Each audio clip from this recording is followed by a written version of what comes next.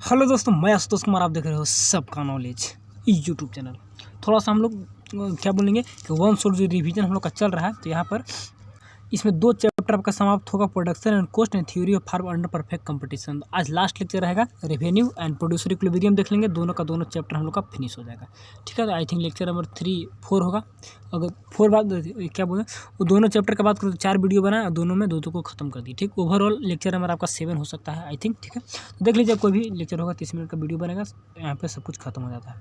तो हम लोग रेवेन्यू को पढ़ लिया, लेकिन फिर रिवीजन के रूप में ऊपर देखेंगे। यहाँ से रिलेशनशिप इंपॉर्टेंट है तो उसको देख लेंगे बस। उसके बाद प्रोड्यूसर इक्विलिब्रियम देख लेंगे, किससे कैसे मार्जिनल से एमआरएमसी कर्व अप्रोच है तो उससे देख लेंगे, बाकी मेरा काम हो जाएगा। ठीक है, तो रिवीजन में ज़्यादा फोकस करेंगे इंपॉर्टेंट पे। चलिए, माइक्रो खत्म होगा तो उसके बाद चैप्टर वाइज इंपॉर्टेंट क्वेश्चन दे देंगे, फिर माइक्रो खत्म होगा तो उसको ऐसे कर देंगे। लाइव क्लास में जुड़िए, आप लोग देखिए वहाँ पर क्या डिस्कशन हो, तो आज शाम में होगा तो वहाँ पर डिस्कशन कर देंगे। ठीक है, चलिए, तो क्या बोल रहे थे, चलिए रिवेन्यू वगैरह क्या है थोड़ा सा। चलिए ठीक है, रेवेन्यू वगैरह क्या है, रिलेशनशिप तो पहले पढ़ चुके, उसी के आधार पर रहेगा। खैर, रेवेन्यू टोटल एवरेज पढ़ना है तो देख लीजिए रेवेन्यू क्या है। It refers to the money receipt जो हम लोग प्राप्त करते हैं बाय फार्म। ठीक है, प्रोड्यूसर प्राप्त करेगा from the sale of a given output. Given amount of output is called market. Market में जो आप सेल करेंगे उसको जो आप प्राप्त कर पाइएगा तो उसे क्या बोलेंगे, मनी जो प्राप्त करिएगा, तो प्रोड्यूसर के लिए क्या हो गया, रेवेन्यू का काम करते हैं। अदर वर्ड में कह सकते हैं कि in other words, selling of a commodity whatever the money firm receive is called revenue. जो भी पैसा आप रिसीव करिएगा तो उसको रेवेन्यू। सिंपल वर्ड में कह सकते हैं कि money received by a firm is called revenue. ठीक है ना, आफ्टर सेलिंग द आउटपुट्स, ये भी लिख सकते हैं। अपना वर्ड में समझ गए तो लिख दीजिएगा। ठीक है, याद रहना चाहिए थोड़ा थोड़ा कि रिसिप्ट वगैरह क्या क्या। चलिए, डोगले के वर्ड में देख लीजिए, revenue of a firm is the sale receipt. ठीक है, और money receipt from the sale of a product को सेल करने से जो भी रिसिप्ट प्राप्त होता है। तो समझ गए, तो वर्ड कहाँ से डालिए, तो वर्ड याद रहेगा तब ना। तो बस ये सब याद रखना है, वर्ड की रिसिप्ट क्या है, ठीक है, प्रोडक्ट क्या है, सब वर्ड याद रखिए, समझ के अपने लैंग्वेज में लिख दीजिएगा, रिवीजन करिएगा तो सब माइंड में आ जाएगा। ठीक है, हो गया। चलिए, तो यहाँ पे देख लीजिए, थोड़ा सा जल्दी से देख लीजिए, प्रॉफिट क्या होता है। प्रॉफिट क्या है, रेवेन्यू माइनस कॉस्ट, या फिर एक और फॉर्मूला है कि revenue equal cost plus profit. Total revenue क्या हो गया, money receipt from the sale of purchase, मतलब जो भी total given output, money receipt of a firm from the sale of a given output is called total sale होगा। From the sale of a given output is called total revenue. यानी जितना output है सभी को बेचने के बाद जो पैसा आता है तो क्या होता है, रेवेन्यू रिसिप्ट। ठीक है, देखिए, आपको लैंग्वेज में चेंज कर सकते हैं, आप कंटेंट तो वही ना डालिएगा, लैंग्वेज में आगे पीछे कर सकते हैं, कंटेंट आपको वही डालना रहता है। इसलिए बोलते हैं कि समझ के पढ़िए। आप लैंग्वेज तो अपना डालिएगा, लेकिन कंटेंट नहीं भूलना चाहिए, इसीलिए समझ के पढ़िए, कंटेंट वगैरह याद रहता है। ठीक है, तो टोटल आउटपुट को जो सेल करेंगे, जो पैसा प्राप्त होगा, तो उसको क्या बोलेंगे हम लोग, रेवेन्यू रिसिप्ट बोलेंगे। एग्जांपल में सिंपल से आउटपुट इन द प्राइस। ठीक है, फॉर्मूला होगा, देखिए, एवरेज क्या है, पर यूनिट आउटपुट सोल्ड होगा, पर यूनिट ऑफ आउटपुट सोल्ड। ठीक है ना, मैंने हर एक यूनिट को बेचने से जो पैसा आएगा तो हो गया। तो सब वर्ड एक तो याद रखिएगा, पर यूनिट वगैरह तो डालिएगा तो आंसर आपका हो जाएगा। ठीक, इसमें ज़्यादा टाइम वेस्ट नहीं करेंगे, आपका जल्दी से खत्म कर देंगे क्योंकि दोनों चैप्टर है। मार्जिनल क्या होगा, एडिशनल यूनिट जो हम आउटपुट सेल करेंगे। ठीक है, क्या change in the total as a result of change in additional unit of output. Total revenue में जो चेंज आएगा, नेट चेंज, तो वही एक एडिशनल यूनिट को बेचने या खरीदने से, तो उसी को क्या बोलेंगे। सब पढ़ चुके हैं सब, तो दोबारा कुछ करने की आवश्यकता है नहीं। एक और फार्मूला सब बहुत इंपॉर्टेंट है, TRN-TRN-1। रिलेशनशिप आपका बहुत इंपॉर्टेंट है, इसलिए टेबल डायग्राम देख लीजिए। और रेवेन्यू में मार्जिन हमेशा घटते जाएगा, मार्जिन घटेगा तो एवरेज भी घटेगा। ठीक है, और उसी के साथ हम लोग मार्जिन को ऐड करके टोटल निकाल लेंगे। ठीक है, तो टेबल डायग्राम का कुछ डाटा याद रखिए, बाकी टेबल डायग्राम पढ़िएगा तो वही सब है। ठीक है, एवरेज रेवेन्यू, मार्जिनल रेवेन्यू, यहाँ पर रिलेशनशिप देखेंगे, आपको उसी पर ग्राफ भी बना दीजिएगा। रिलेशनशिप मोस्ट इंपॉर्टेंट है, तो रिलेशनशिप का ग्राफ भी बना सकते हैं। चलिए, इसका रिलेशनशिप इंपॉर्टेंट है, इसको देख लीजिए बस, बाकी अब कुछ है नहीं इसमें। तो when the TR increase at A decreasing rate, तो MR डिक्रीज। देखिए, TR किस पर डिपेंड करेगा, MR पे। MR यहाँ पे इंक्रीज नहीं करे, मार्जिन हमेशा घटते जाता है, एक एडिशनल यूनिट बढ़ाते जाएगा ना, तो मार्जिन से आने वाला रेवेन्यू हमेशा घटते ही जाता है। ज़्यादा यूनिट बनाने से ज़्यादा नहीं मिलेगा, धीरे धीरे रेवेन्यू भी कम होने लगता है। ठीक है, स्टार्टिंग मिलेगा, लेकिन फिर स्टार्टिंग में क्योंकि कॉस्ट थोड़ा सा कम लगता है, उसके बाद कॉस्ट बढ़ने लगता है तो रेवेन्यू घटने लगता है। ये सब तो रिलेशनशिप बहुत पहले बता दिया। ठीक है, अभी आप याद रखिए, सिर्फ और सिर्फ उतना नहीं जाना है डिटेल में। अभी याद रखिए कि मार्जिन हमेशा घटते जाता है, इसीलिए टोटल रेवेन्यू इंक्रीज करेगा स्टार्टिंग में, लेकिन डिक्रीजिंग ऑर्डर से, क्योंकि मार्जिनल घट रहा है। ठीक है, इंक्रीजिंग रेट भी होता है, लेकिन अभी 12 में वो सब नहीं पढ़ना है, तो बस डिक्रीज एट डिक्रीजिंग रेट भी याद रखिए, काम का हो जाएगा। ठीक, मार्जिनल इंक्रीज करेगा तो इंक्रीजिंग रेट आएगा, लेकिन मार्जिनल यहाँ पर हमेशा डिक्रीजिंग से दिखाते हैं तो घट गया। इसके बाद TR रिड्यूस, मार्जिन कभी कभी प्रॉफिट ज़्यादा हो, मार्जिन ज़्यादा आता है। ठीक है ना, कुछ और फैक्टर होते हैं, तो वहाँ पे क्या होगा, total increase at increasing rate हो जाएगा। ठीक है, यहाँ पे डिक्रीजिंग था तो इंक्रीजिंग हो जाएगा। लेकिन प्रोडक्शन में पढ़े, कॉस्ट में पढ़े, लेकिन रेवेन्यू में क्या पढ़ना है क्लास 12 तक, कि बस सिर्फ और सिर्फ आपका टोटल इंक्रीज करेगा डिक्रीजिंग रेट से। हो गया। एम आर क्या होगा, मैक्सिमम तो दोनों बराबर हो जाएगा। अगर टी आर मैक्सिमम चल गया तो एम आर इक्वल टू 0 और टी आर डिक्रीज है तो एम आर निगेटिव। ये भी सब पहले का कॉन्सेप्ट है कि टी आर अगर घटने लगा तो एम आर निगेटिव हो गया।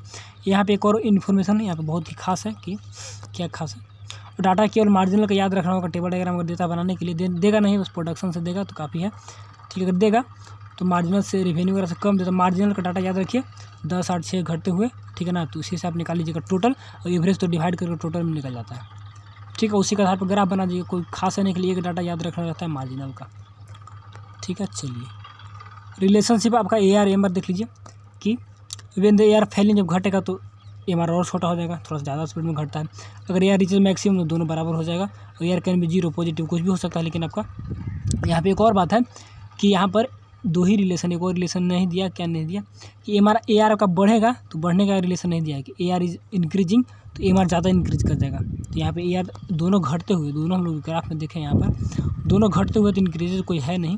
कहाँ चला गया, चलिए तो एवरेज और मार्जिनल तो दोनों घटते हुए बढ़ नहीं रहा है। ठीक है ना, तो यहाँ पे इंक्रीजिंग रेट नहीं है और घटने वाला रेट नहीं है। ठीक है, सबको 10 से लिया है, यहाँ से स्टार्ट किए हैं, सबको यहाँ बढ़ने लगा डिक्रीजिंग रेट से, ये घटने लगा लेकिन इससे ज़्यादा घटेगा, बढ़ने का रिलेशनशिप नहीं है। तो 3 ही रिलेशन है, तीनों को याद रखिएगा। ठीक है, चलिए कहाँ चला गया, बस वही बता दे रहे हैं जो आपको ध्यान देकर पढ़ लेना है, बाकी तो हो जाएगा सब। तो क्या था इसमें, एक हो गया घट रहा है, दोनों घट रहा है तो ज़्यादा घट जाएगा। ठीक है ना, जब ए आर मैक्सिमम जाएगा तो दोनों बराबर पर हो जाएगा।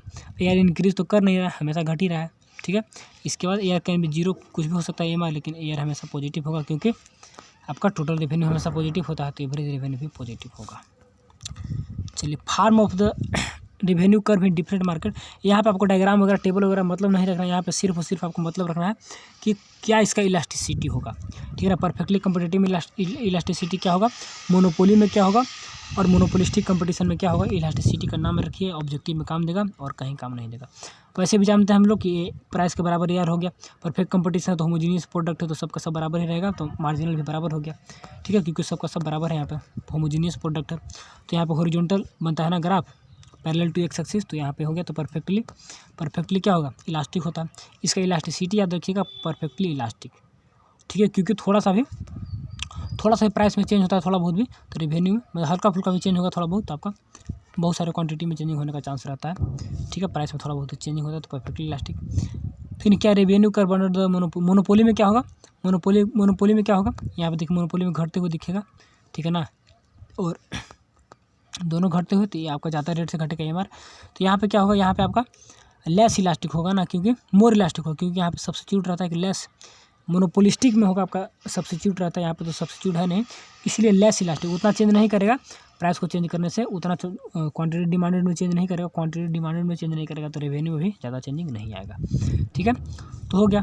तो रेवेन्यू बराबर बात है ना, आप कितना डिमांड कर रहे हैं, आपके लिए डिमांड है, लेकिन वो किसके लिए रेवेन्यू है, प्रोड्यूसर के लिए रेवेन्यू है, आपके लिए डिमांड है। तो वही कितना प्राइस पे चेंजिंग कर रहा है तो उसी के अनुसार तो लेस इलास्टिक क्यों होता है, क्योंकि यहाँ पर सब्स्टिट्यूट अवेलेबल नहीं होते हैं। इसके बाद revenue curve under the monopolistic competition में क्या होगा, मोनोपोलिस्टिक में घटेगा, लेकिन यहाँ पर थोड़ा सा कम रेट से, और यहाँ पे आपका सब्स्टिट्यूट अवेलेबल है तो आपका मोर इलास्टिक, थोड़ा सा प्राइस में चेंजिंग होगा तो थोड़ा सा प्राइस में चेंजिंग होगा तो लोग डिमांड आपका शिफ्ट कर देंगे, दूसरा जगह पर चले जाएंगे, डिमांड शिफ्ट करेंगे तो आपका रेवेन्यू में भी चेंजिंग देखने को मिलेगा। तो इसीलिए यहाँ पे क्या है, मोर इलास्टिक है। तो यहाँ पे क्या याद रखना है, आपका रेवेन्यू समाप्त हो गया मात्र 8-10 मिनट में, ज़्यादा टाइम वेस्ट नहीं किया, जल्दी से हम लोग देख लेंगे। इसमें क्या याद रखना है, रिलेशनशिप और आपका शेप, बस काम हो गया। तो चलिए जल्दी से देख लेते हैं एक और जो डिफिनेशन टाइप करेगा तो उसको थोड़ा सा याद कर लीजिए। डिफिनेशन 1-2 बार पढ़िएगा, डिफिनेशन याद हो जाता है। ठीक है, समझ कर ही, लेकिन डिफिनेशन 1-2 बार पढ़िएगा, याद हो जाता है। डिफिनेशन में ज़्यादा दिमाग नहीं लगाना, एग्जाम में डिफिनेशन आ गया याद नहीं तो भूल जाइएगा, तो उसमें दिक्कत होता है। ठीक है, तो इसको अच्छे से समझ के याद कर लेना है ताकि आप लिख सके अच्छे से। ठीक है, चलिए वहाँ पर चलते हैं।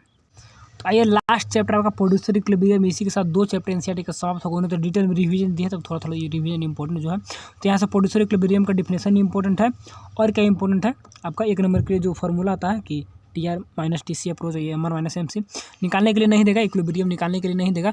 हाँ, मार्केट चैप्टर से दे सकता है, तो मार्केट चैप्टर में दिया था, मॉडल सेट में भी। तो एम आर एम सी कर भी आता है एग्जाम में, एम आर एम सी का भी याद रखिएगा, मॉडल सेट में बता दिए थे, तो उसी को याद कर लीजिएगा, आपका हो जाएगा। ठीक है, यहाँ पर भी देख लेंगे। तो प्रोड्यूसर इक्विलिब्रियम क्या सिचुएशन को याद कर लीजिए, डिफिनेशन को याद कर लीजिए थोड़ा सा, refers to situation of the profit maximization को बताता है। सिंपल से एक लाइन का डेफिनेशन है तो याद कर लेना है, ठीक है। चलिए, producer strike when equilibrium at the level of output where the profit is maximum. जहाँ पे प्रॉफिट मैक्सिमम हो गया तो वहाँ पे क्या हो गया, इक्विलिब्रियम में आ जाता है, ठीक है। और यहाँ पे क्या था, producer equilibrium refer to situation of profit maximization, यहाँ पे इक्विलिब्रियम हो जाता है, level of output is more profit हो गया। चलिए, तो प्रॉफिट क्या है, जनरली कैलकुलेटर है डिफरेंस बिटवीन टोटल रेवेन्यू और टोटल कॉस्ट। प्रॉफिट आएगा, रेवेन्यू में से क्या करना है, कॉस्ट को माइनस करना है तो प्रॉफिट आ जाएगा। प्रॉफिट को पाई से, तो फार्मूला यहाँ पे ऑब्जेक्टिव के लिए याद रखिएगा, फार्मूला वगैरह इंपॉर्टेंट है और कुछ खास इंपॉर्टेंट है नहीं। Producer equilibrium struck at the level of output pi is maximum. चलिए, मेथड आपका दो मेथड है, दोनों में से सबसे इंपॉर्टेंट आपका MRMC कर्व है। आसान रहता है, एग्जाम में भी आप बनाइएगा तो इसी के मेथड से बनाइएगा, ये आपका नहीं है, बस फार्मूला याद रखिएगा, दो मेथड होता है, ठीक है। टोटल रेवेन्यू, टोटल कॉस्ट, यहाँ पे देखिएगा तो फार्मूला में कैसे कैसे क्या है आपका, एवरेज रेवेन्यू प्राइस तो बराबर होता है ना, एवरेज रेवेन्यू प्राइस बराबर हो गया, क्वांटिटी बढ़ा रहे हैं, ठीक है ना, तो रेवेन्यू बढ़ेगा लेकिन डिक्रीजिंग रेट से बढ़ेगा, ठीक है ना। टोटल कॉस्ट क्या होगा, देखिए टोटल कॉस्ट भी 25, 35, 40, 55 फिर घटने लगेगा, ठीक, कम था फिर बढ़ा, फिर टोटल कॉस्ट घटने लगता है, ठीक है। टोटल कॉस्ट का हम लोग शेप देखेंगे, यू शेप है, ऐसे करके फिर बढ़ने लगता है। और आपका फिर प्रॉफिट देखिएगा, दोनों में से माइनस करके देखिएगा, दोनों में से माइनस करते जाइएगा, माइनस करते जाइएगा, आपका प्रॉफिट निकल जाएगा, जो भी जहाँ पे मैक्सिमम हो जाएगा तो वहाँ पे इक्विलिब्रियम आ जाएगा। तो इस डाटा पढ़ना होगा, नहीं पढ़ेगा तो कोई दिक्कत नहीं, ग्राफ आपका है, ग्राफ है वही लिखा होगा कि जहाँ पे मैक्सिमम जाएगा तो आपका बराबर हो जाएगा, ठीक है, जहाँ पे दोनों के बीच में मैक्सिमम मिलेगा। लिमिटेशन इसका कुछ लिमिटेशन है, कभी एक बार में देख कर नहीं बता सकते हैं, very difficult to find locate the glance, एक बार में देख कर नहीं बता सकते कहाँ पे मैक्सिमम कहाँ पे डिस्टेंस है। ग्राफ बनाइएगा तो ग्राफ में यहाँ पे कहाँ पे मैक्सिमम डिस्टेंस है देखने के बाद चांस नहीं मिलता है, यहाँ पे तो ऐसे पता चल गया, लेकिन वहाँ पे नहीं पता चल पाता है, तो ये भी एक दिक्कत है।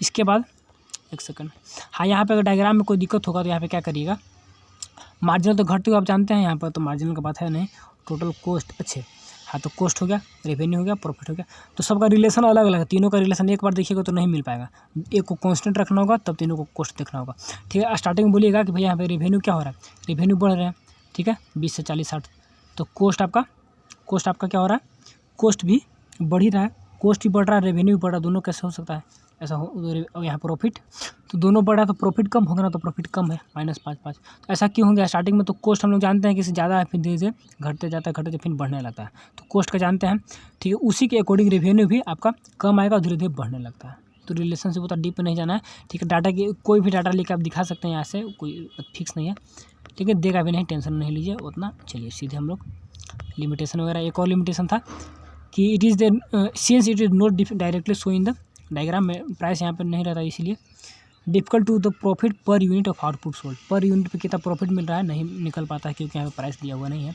हम लोग को ध्यान देना marginal revenue, marginal cost approach जो है, तो producer equilibrium often explain the term marginal revenue marginal cost के रूप में, ठीक है ना। क्या होगा यहाँ पर प्रोडक्शन, चलिए यहाँ पे क्या है, प्रॉफिट मैक्सिमाइज और the producer strike equilibrium when the two condition are satisfy, MR=MC और MC मस्ट बी राइजिंग, नीचे से आपको राइज करेगा, ठीक है। तो देखिए यहाँ पे मार्जिनल आउटपुट बढ़ा रहे हैं, मार्जिनल आपका रेवेन्यू सेम है, और उसके बाद मार्जिनल कॉस्ट आपका धीरे धीरे क्या होगा, धीरे धीरे मार्जिनल कॉस्ट को कांस्टेंट रखें, क्योंकि आपका एवरेज कॉस्ट भी कांस्टेंट है तो मार्जिनल भी कांस्टेंट ही होगा, ठीक है ना, क्योंकि हम लोग किस में निकाल रहे हैं, परफेक्ट कंपटीशन में निकालते हैं, इसलिए सब बराबर है।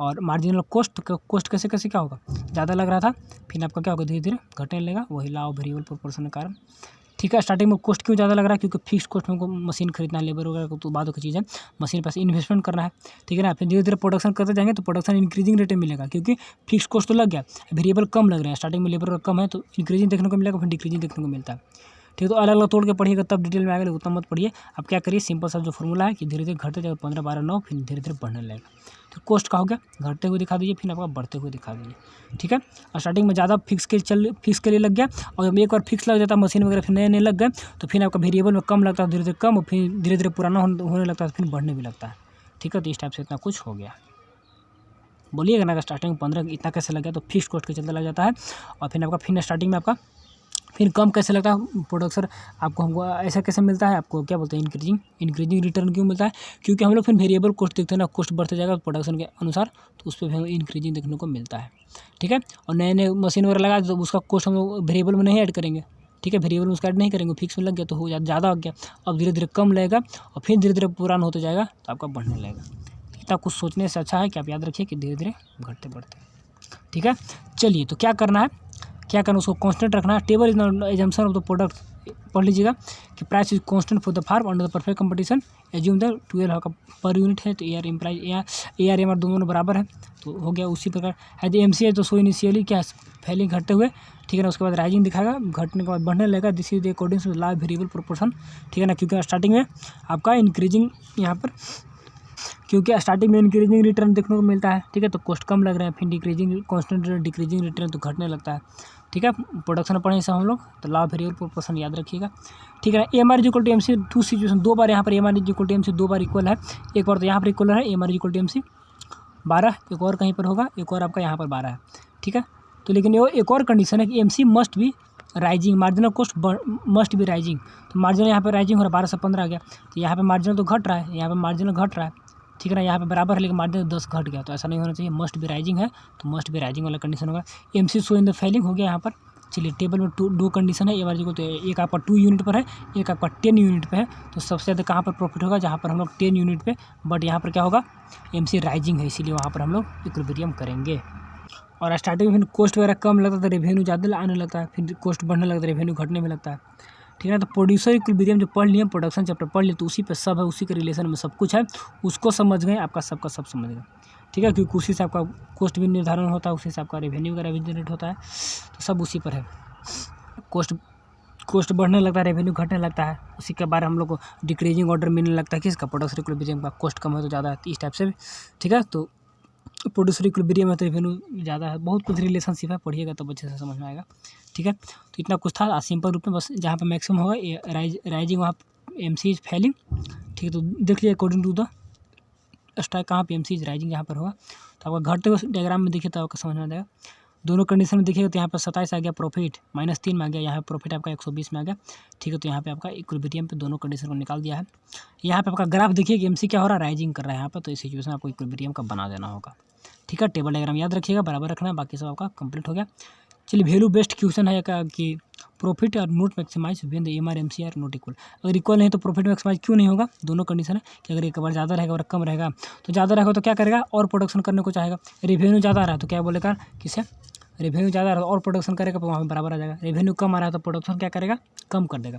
देखिए imply that additional unit of output brings the greater revenue than cost, अगर रेवेन्यू ज़्यादा रहा, increase in the output such situation, तो आउटपुट बढ़ा देगा, रेवेन्यू ज़्यादा आ रहा था और आउटपुट करेगा तो उसके बाद फिर बराबर लेवल पे आ जाता है, ठीक है। अगर कम आ रहा है, कॉस्ट आपका कम लग रहा है, रेवेन्यू ज़्यादा लग रहा है, तो क्या करेगा, imply that additional unit of output greater than cost, revenue तो cut in the level of output.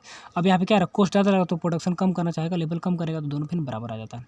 तो लास्ट फाइनली वही बोलेंगे, कोई दिक्कत नहीं है यहाँ पर, जहाँ पर TR TC बराबर होंगे, AMR MC बराबर होंगे, तो वहाँ पर इक्विलिब्रियम होगा। तो ब्रेक इवन पॉइंट कभी कभी पूछता है, तो in micro economics break even point is said to be occur when TR is equal to TC, ठीक है। It is just making normal profit.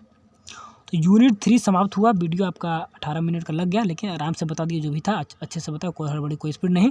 उतना स्पीड में पढ़ते थे आप लोग, समझ भी नहीं पाते थे और पूरा हो भी नहीं पाता था, अच्छे से टाइम ही वेस्ट हो जाता था। तो यही इसी को ध्यान दीजिएगा, दोनों चैप्टर फिनिश। इसका मार्केट का बहुत यूनिट है, सॉरी बहुत ज़्यादा वेटेज है मार्केट चैप्टर का, ठीक है। तो उसको 1-2 वीडियो में उसको भी समाप्त कर देंगे, रिवीजन करा देंगे सब। रिवीजन कर लीजिए नोट्स को, कहीं से कोई दिक्कत नहीं होगा, एग्जाम में आप लिख दीजिएगा, बेस्ट रहेगा, कोई दिक्कत नहीं होगा, ठीक है। तो चलिए वीडियो को थोड़ा सा लाइक कर दीजिएगा, और चैनल पर नए होंगे तो सब्सक्राइब करना होगा। चैनल पर नए नहीं होंगे आप तो बहुत दिन से पढ़ रहे हैं, लेकिन फिर भी चलिए मिलेंगे फिर मिलेंगे। तो thanks for watching and best of luck.